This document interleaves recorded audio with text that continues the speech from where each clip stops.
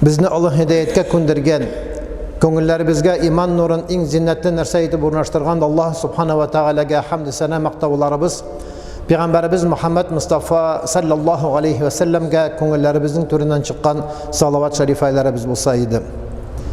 Гысылланып, тәһарәтләнеп, фас'ау иля зикриллаһи, Аллаһның зикренә ашыгыз, кытылуга ашыгыз дигән әмергә буйсынып, шушы күркәм яқты, чиста, жылы мәчеткә килгән газиз кардәшләрем, ассаламу алейкум ва рахматуллаһи ва баракатуху. Мубарак булсын җомгаларыбыз, мубарак булсын киләчәк курбан айларыбыз, мубарак булсын киләчәк Гарафа көннәребез. Аллаһ Субхана ва Тааля илләребезгә, көннәребезгә хәерле иминлекләр, тынычлыклар, авыруларга хәерле шифалар, тауфиксызлыкта, динсезлектә, намазсызлыкта жүрүчеләргә Аллаһ Тәала күңелләренә хидаят нуры, иман нуры, ислам нуры насыйп әйләсен. Хаҗга җыеналар кардәшләребез, туганнарыбыз, дусларыбыз, апаларыбыз, сеңнеләребез, абыйларыбыз. Әлхәмдүлиллаһ, нинди зур шатлык. Нинди зур шатлык, Аллаһ Тәала хаҗларын кабул кылса иде. Бәндәчлек белән кылган гынах хаталарын гафу кылса иде, хаҗлары җиңел булып, сау сәламәт хәлендә үз ватаннарыбызга кайтып, шундагы булган хикмәтләрне, шундагы булган матурлыкны, шундагы булган ләззәтне безгә дә сөйләп, кызыктырып, башкаларга да Аллаһ Тәала барырга насыйп әйләсә иде. Мин бер вакытны сөйләгәнем булды сезгә. Бер дустым шалтырата, танышым шалтырата. Хәзрәт, фәлән җимешем бар иде. Мен әйтәм, эй, Рауф хаҗи, Ойта, хәзрәт, мин хаҗи түгел бит. Ничек син хаҗи түгел? Ул вакытта әле мин муфти. Ничек син хаҗи түгел? Шу хатык мөмкинчелегең бар, шу хатык акчаң күп. Әйе, намазга җирисең, мәчет салдың, син хаҗи түгелме? Ел сайын каядыр барасың, әле Дубайга, әле Төркиягә, әллә кая тагы диңгезләр артына барасың. Әлегә хәтта хаҗга барганың юкмы? Ятсыз дип мин аны сүктем. Настроение булмаган микән, или ул кешене хөрмәт йөзеннән микән? Оныттым моның турында. 1-2 ел үтте микән вакыт, миңа бер секрет әйтә, хәзрәт фәлән кеше килгән, сиңа керәсе бар. Мин ул кешене белмим шикелле. Керсә, дәрвишләр кыяфәтле килгән, ябыккан, сакаллары үскән, элек сакалы да юк иде. Хәзрәт, мин хаҗга барып кайттым ди. Ләкин нуры балкып тора. Нуры балкып тора. Хәзрәт, мин менә ничә ел, миңа хәзер 50 яшь тулды. 50 яшькә кадәр минем күпме сорауларым бар иде. Күпме минем аңламаган әйберләрем бар иде. Күпме минем шикләрем, шөбһәләрем бар иде, сомненияларым бар иде. Менә шушы хаҗда бөтен нәрсәдә бетте. Аллаһның рәхмәте япсын сиңа, менә шулай итеп мине әйбәтләп сүккән өчен диде. Кайбер вакытны дуслар дибез, елмаябыз, кайбер вакытны мактыйбыз, нитебез, кайбер вакытны дусларыбызга хаклыкны да әйтергә кирәк. Хайрул асхаби сахибун иза закарта Аллаха а'анака ва иза насита заккарак. Дусларның да иң хәерле дуслар шул. Дусларның да иң хәерле дуслары шул. Синең белән җәй көне пикникка, шашлыкка гына бара торган, яки каядыр анда Голубое озерга иртә белән китеп, монча кирип шунда шумыла торган дуслар гына түгел. Яки анда ифтарларда гына күрешә торган дуслар түгел. Иза закарта Аллаха а'анака. Әгәр дә син Аллаһ Тәаләне зикр итсәң, мәчеткә барсаң, изгелек эшләсәң, шушы эштә сиңа булыша. Синең белән бер сафта басып тора. Синең белән шушы мәчет ярдәменә яки анда мохтаҗларга күрешә. Әлхәмдүлиллаһ, арабызда шундыйлар бар. Бик күп. Әгәр дә син Аллаһ юлында булсаң, сиңа булыша шушы юлда барырга. Ва иза насита заккарак. Әгәр дә син Аллаһ Тәаләне зикр итәргә онытсаң, 3-4 көн намазга килмәсәң, 1-2 җомга мәчеттә күренмәсәң, достым, что случилось? Не видел тебя в мечети. Ладно, хоть один раз в неделю встречались в пятницу. Где ты? Потерялся или в другой приход ходишь? Дип сырага кирәк. Бәлки ул авыртадыр. А бәлки үлем түшәгендә ятадыр. Субханаллах, әле менә кичә генә бер танышым шалтырата, хәзрәт, әнием шундый начар хәлдә. Шундый начар хәлдә инде 7 көн комада, бер нәрсә ашаганы юк, бер нәрсә эчкәне юк. Инде үләгенә алмыйча ята, мучиться итеп интегеп ята дигәч, мен әйтәм, ирек, бер шулма дуа кыл, ул җомганы көтәдер. Кичә шалтырата, кояш баеды анда 9-нчы яртыда, бу җомга керү белән 1 ярты сагаттан соң үлә. Иртә белән уяндык, Фатих Саубанович Сибгатуллин дөньядан киткән 72 яшьтә. нинди генә бай, нинди генә депутат, нинди генә шөһрәтле кеше булса да, Аллаһ Тәала барыбызны да әкренләп ала. Кыямәт көне алдында признаки судного дня резкая смерть, внезапная смерть. Менә шушы нәрсә туры килә җәмәгать. Шуның эчендә менә Аллаһ Субханаһу ва Тәала Коръән Кәримдә Шуара сүрәсендә нәрсә ди? Хуаллази халакани ва хуа яхдин. Ул Аллаһ Субханаһу ва Тәала мине яратты, сотворил, создал меня. Аллах знает, как создавать, как сотворять. Кемдер сәламәт туа, кемдер ауру туа, кемдер 100 ел яши, кемдер 40 ел яши, кемдер 5 көндә яши алмый. Аллаһ Тәала үзе дөньяга китерә дә үзе дөньядан ала. Аллаһ Тәала ул безне дөньяга китерде һәм иң кадерлесе нәрсә ва яхдин. Ул Аллаһ Тәала безне туры юлга күндерде, направил нас на истинный путь. Иң кадерлесе дөньяга килү генә түгел, иң әһәмиятлесе родиться и прожить түгел, иң кадерлесе шушы хидаяттә истинный путьта булырга җәмәгать. Юлларда бик күп, төрле юллар бар, төрле мәсхәбләр бар, төрле фиркалар бар. Һәрбер мәсхәбтәге кеше, һәрбер фиркадагы кеше уйлый, менә мин иң дөрес юлда. Иң дөрес юлда, мин калганнары все заблудшие. Бу табигый хәл. Ләкин нәрсә генә булса да, шушы хидаятны без Аллаһ Тәаләдән сорарга тиеш. Аллаһ махдини, Аллаһ махдина, и Раббым мине хидаяткә күндер. И Раббым безне хидаяткә күндер. Намазда әлхамны укыйбыз ничә тапкыр? Көненә 32 тапкыр, 32 раза сура Фатиха читаем. О Всевышний, наставь меня на истинный путь. Ихдина ас-сиратал мустақим. اللهم آتي نفوسنا تقواها اللهم آتي نفسي تقواها وزكيها أنت خير من زكاها أنت وليها ومولاها. Peygamberimiz sallallahu aleyhi ve sellem dua kılaydı, Allah Teala'dan sırıydı. 32 tapkırmı, 320 tapkır okusak da әлі өзіміздің шуша нәфсімізге, көңілімізге тақвалық керек. Нужна богобоязненность. Аллаһ Тәаләдән хакыйкый курку кирәк. Ул хакыйкый курку әллә каян килми, аны Аллаһ Тәаләдән сорарга кирәк. Аллаһумма ати нафси тaqwaha. И Раббым минем күңелемә, минем йөрәгемә, минем бәгыремә, моей душе дай богобоязненность. Ва закиха. Закиха дигән сүз, закят дигән сүздән алынган, очисти. Һәр вакыт без күңел пешрана, загрязняется. Мы иногда сидим в мечети и думаем, все, с этого момента брошу все дурные дела брошу. И курить брошу, и к девочкам ходить брошу, и тегесинда брошу. И табигый хәл. Адам баласы уйли, мәчеттә уйли, имамны күрә дә, тәэсирләнә, күзләреннән яшьләр чыга да, машинасына утыра да, музыка куя да, и шәрә кызларны күрә дә, бөтен күңеле үзгәрә. Күңелләрне үзгәртүче кем? Аллаһ. Я муқаллибал кулуб, тәббит қалби ғала диник. И бітін қалиплерінде өзгертуші Аллах, сәббит қалби ғала диник. Менің көңілімні, менің иманымны, менің ихласымны өзіңнің диніңе жіберсең еді. Менә шушы мәчеттә дұға қылған әйбірлер, тіге шәрә қызларны, музыкаларны көргеннен соң өзгәрә дә, эй, подожди, еще немножко надо погулять, по-моему, я поторопился деген шекілі, шайтан қытырта. Шул вакытта нишләргә кирәк? Аллаһумма ати нафси тaqwaha. И Раббым минем күңелемне чистарт, аңар тaqвалык бир, ва закиха анта хайру ман заккаха. Синнән башка беркем дә миңа шул хидаятны бирә алмый, кроме тебя. Никто не наставит меня на истинный путь. Анта валиюха ва маулаха. Шуша халипнең, җирәкнең, күңелнең хозяин души моей, ты, о Всевышний, наставь меня, деп Аллах Тәаләдән сорарга тиешле булабыз. Ва яхдини валлази хуа ют'имуни ва ясқин. Аллаһ Тәалә безне ашата, Аллаһ Тәалә безне эшертә. Он дает нам пропитание, и дает нам пищу, и дает нам воду. Мин үткән сәфәр әйткән идем, иң байлык, зур байлык, иң зур байлык нәрсә?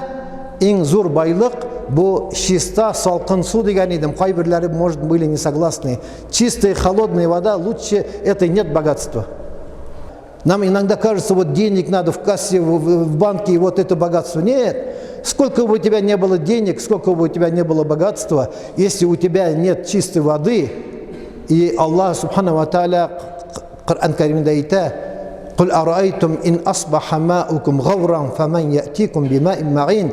Аллах Тааля шушы Табарак сурасының ахырында әйтә: "Әйтте пәйгамбәребезгә, если в одночасье закончится вода, ни на реке, ни в озере, ни в колодце, ни сверху не будет идти ни снег, ни дождь, кто принесет вот эту воду?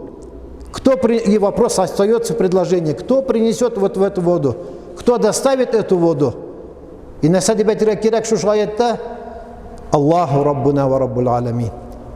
Шуның өчен безнең һәрбер минутыбыз, яшәвебездә Аллаһ Тәгаләдән, Аллаһ Тәгалә безне һидаятка күндерде, безне дөньяга китерде, ул безне ашатты, ул безне эшертте. Үзем булдырдым, үзем таптым димә. Алла сакласын, бер вакытны шушы әйберләр бетсә, каян табырсың? Безнең әбиләребез бит, әгәр дә кемдер күрсә, ипи ятканны, что таджикта, что узбекта, что кыргызда, что Азербайджанда, если лежит кусочек хлеба и кто-то пинул этот хлеб, это большой грех считается.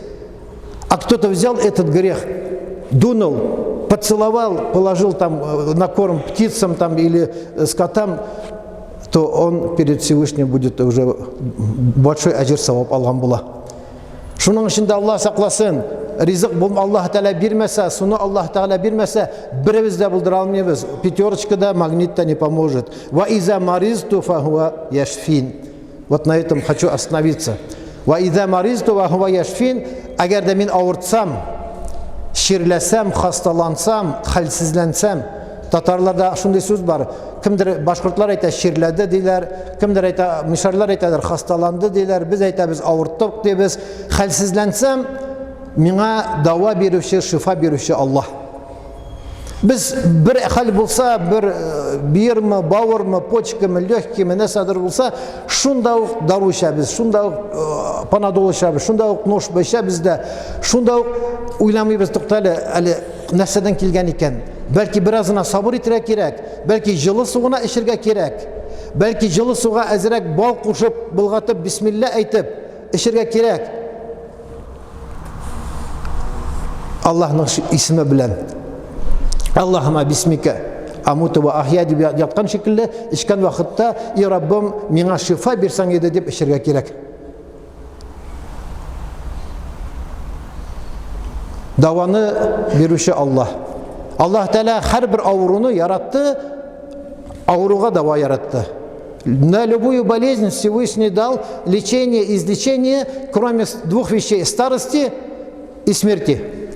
От старости и от смерти никто не может уйти, но на каждую болезнь есть излечение. Просто надо искать. Просто надо искать. И откуда появляются болезни? Бір хадис бар деп жүрген едім, ол хадис түгел екен. Бүгін Шавкат Хазрат миңа айтты: "Нахну қаумун ла наъкулу хатта наджуг ва иза акална ла нашбах". Нахну қаумун, біз шундай қауым, ашамайбыз қарын ашқанша. Мы не будем кушать, пока не будем желать этого, пока не проголодаемся. Мы не насытимся, если пища придет, то мы не чересчур насыщаться не будем. Вот две вещи. Ризык, истинай, ризык ашау, ул шир. Наелись, кто-то говорит: не уважаешь, что ли, вот попробуй вот этого. Особенно в Средней Азии, когда мы были гостями в Кыргызстане, Казахстане, там мы уже сыты, нет, уважать ты меня должен, вот этого барана возьми, ты большой гость. И ради уважения того, ради уважения этого, в конце концов, потом желудок или другие органы болят. Субханаллах. Шифа Аллаһ Тәгаләдән, һәм Аллаһ Тәгалә шушы шифаларга юлларын иретте. Күп ашамаска, туйыклык өстенә ашамаска, ашап ятмаска, ятканда бераз гына ашыйсы килеп, шушындый ният белән ятырга. Субханаллах. Һәм шифаны сораган вакытта: "Аллаһумма шфини анта шаф ва ла шифаа илля шифаук". Балабызмы, анагыбызмы, хатыныбызмы, әниебезме, үзебезме, әгәр дә авырттык икән, если заболели, если почувствовали какой-то недуг, надо сначала что делать? Аллахумма шфини, Аллахумма шфина. О Аллах, излечи меня. О Аллах, излечи нас. Анта шаф, только ты можешь излечить. Кроме тебя никто меня не излечит. А то потом уже, если не поможет вот это, аят аль-Курси, куль а'уду би раббил фаляк, куль а'уду би раббин нас, Фатиха, Ихлас, вот эти читай и сам себя эшкар, сам себя лечи. Если это не поможет, то уже иди к врачу. Скажи, вот я болею, вот у меня вот так-то, так-то. Но все болезни от того, что сначала душа, сначала вероубеждение и наша искренность, наш ихлас, когда начинает хромать, болезни потихонечку начинаются отсюда. Но человек, который поверил во Всевышнего и искренний, на любую болезнь он должен быть готов.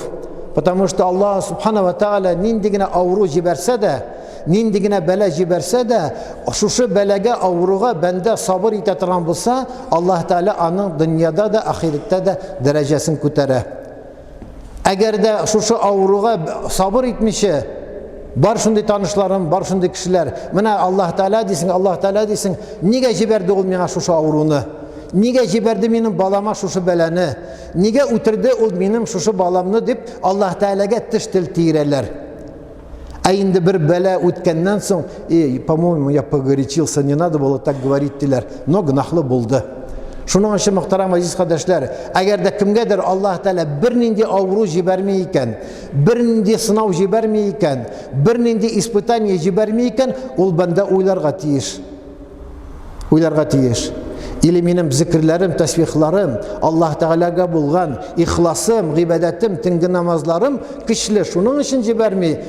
Яки шушы әйберләр булмаса, Аллаһ Тәгалә мине нигәдер сынамый,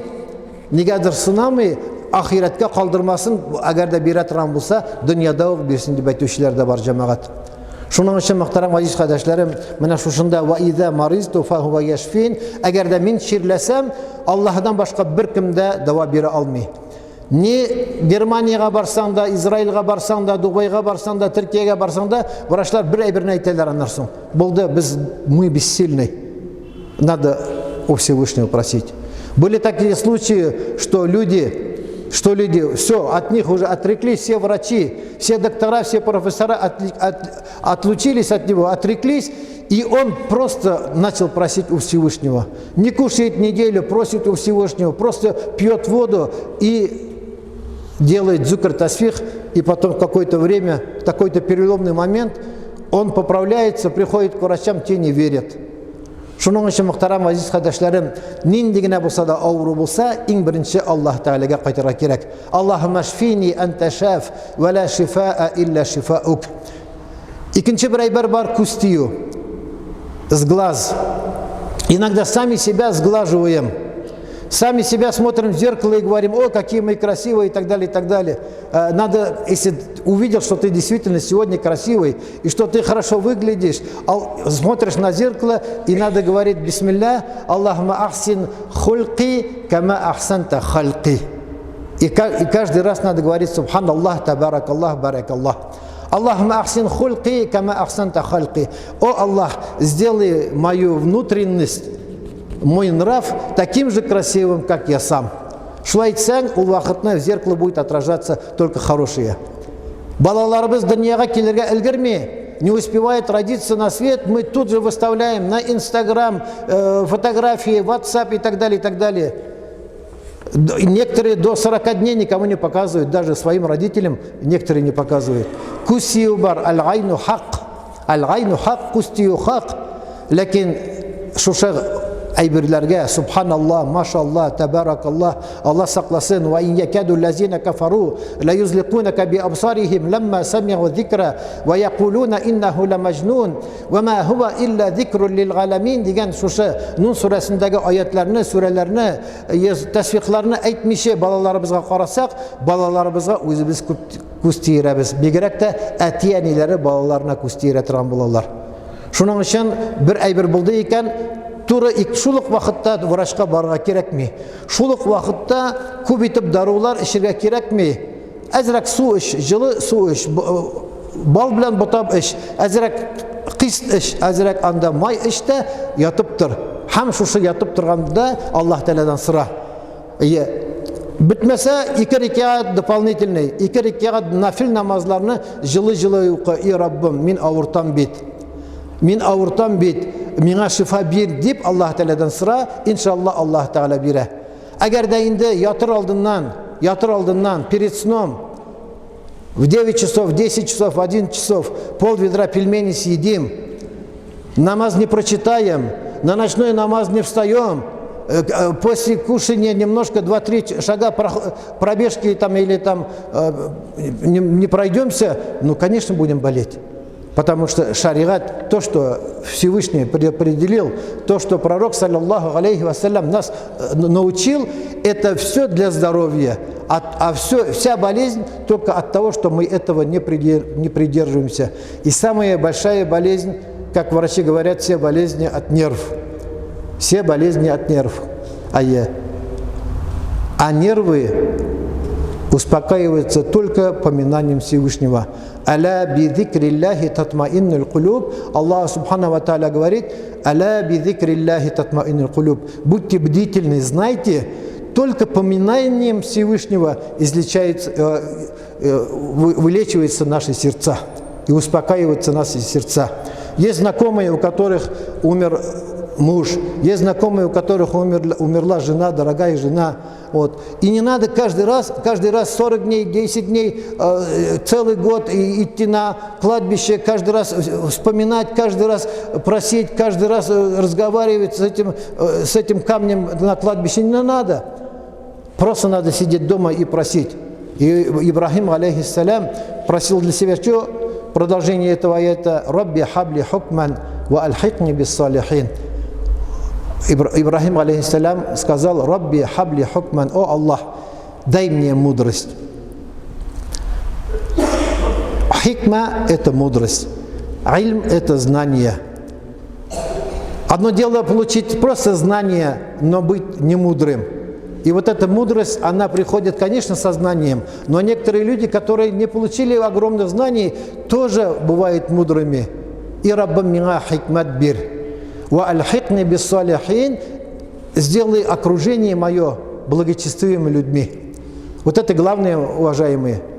Кадерле дусларым, яныңдағы булган битана дип әйтелә гарәпчә, битанатул салиха, синең атрафың, синең яныңдағы булган кешеләрең изге кешеләр булсыннар, намаз укучылар булсыннар. Синең водителең булса да, ул намаз укучы булсын. Әгәр дә намаз укымый торган, тәмәке тартып кына анда пысқып кирәкмәгән нәрсәләрне сөйли торган кеше булса, әкретнәп иманыңны суыра торган була ул да.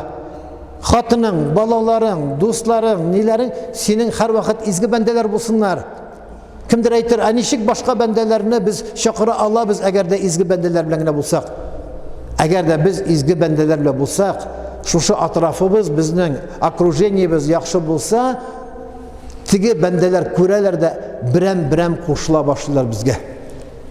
По одному они просто присоединятся к нам и скажут: вот действительно, я долго искал счастливую жизнь, чтобы жена была покорной, чтобы дети были послушные, чтобы пища была здоровая. Вот она, пища халяль, жена итаатле, друзья хорошие, не надо сквернословить, не надо пить, не надо курить, не надо что-то на исраф деньги посылать. Вот такая хорошая жизнь. Рабби хабли хукман ва альхикни бис салихин. И Раббам миңа хикмат бир, һәм изге бәндәләр белән бергә булсак иде. Ваҗгальни лисана сидқин фил ахирин ваҗгальни мин варасати җаннати нагим. Миннән соң, мин үлгәннән соң, без үлгәннән соң безне яхшы сүз белән искә алсалар иде. После нас, когда мы умрем, оставим этот бренный мир, чтобы люди вспоминали нас с хорошими словами. Для этого не надо быть богатым. Для этого не надо быть шибко крутым, просто для этого надо быть богобоязненным. И то, что у тебя есть, вот эта мудрость, вот это знание, передавать другим. А в первую очередь передавать своей жене, детям, внукам. Если будешь передавать кому-то всем, а вот твое ближайшее окружение, твои родственники этого не почувствуют, это наслаждение, то грош цена. Грош цена. Ваджгальни мин варасати джаннати наим. Сделай так, чтобы мы были наследниками великого рая Фирдаус. Вагфирли ли аби иннаху кана мин аддаллин. На этом остановлюсь, потому что Ибрахим, алейхиссалям, просил за своего отца. Вагфирли ли аби иннаху кана мин аддаллин. Вот мы нашли истину. Мы читаем намаз, мы держим уразу, мы сходили в хадж, мы делаем благотворительность. Но наши отцы, у некоторых, не у многих, у некоторых отцы этого не делали. Было такое время, было такое светское время, были коммунисты, были атеисты, и наши отцы это не вкусили. Ибрахим, алейхиссалям, просит за своего отца: «Иннаху вагфир ли аби». Прости моего отца. О Аллах, прости моего отца, иннаху кана мин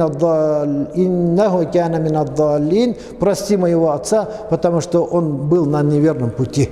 И это для нас урок, мы должны каждый раз просить за своих родителей. Да, они не читали намаз некоторые, да, они даже некоторые сопротивлялись, когда мы начинали читать. Да, они смеялись над нами, они говорили, что вот из-за тебя мы не можем пригласить гостей, нормальных гостей, с которыми можно было выпить, поговорить, а теперь все в холодильнике, все убрали и так далее. Субханаллах. Родители ушли, что мы должны для них делать? О Рабб, ой Раббым, ғазиз әтияниемнің рухларын шат қылсаң еді, гүнахларын ғафу қылсаң еді, аларына иншалла жәннат насип етсаң еді деп, әгер де кішің бар екен, алар үшін құрбан шал. Әгер де кішің бар екен, ақшаң бар екен, алар үшін хажға барып қайт. Субханалла, Аллах Тәала берер. Жоқ деме, башта өзің үшін бер, андан соң алар үшін бер. Міне шуның үшін Ибрахим алейхиссаламның міне шушы дұғаларны оқыдық бүгін, әлі тағы біразына қалды. Иншалла келесі жұмада ва aqulu qawli hadha wa astaghfirullah al-ghaffar li wa lakum wa li sa'iril jama'ati al-muslimin al-hadirin ajma'in innahu huwal ghafurur rahim al-jawadul karim as-sami'ud du'a.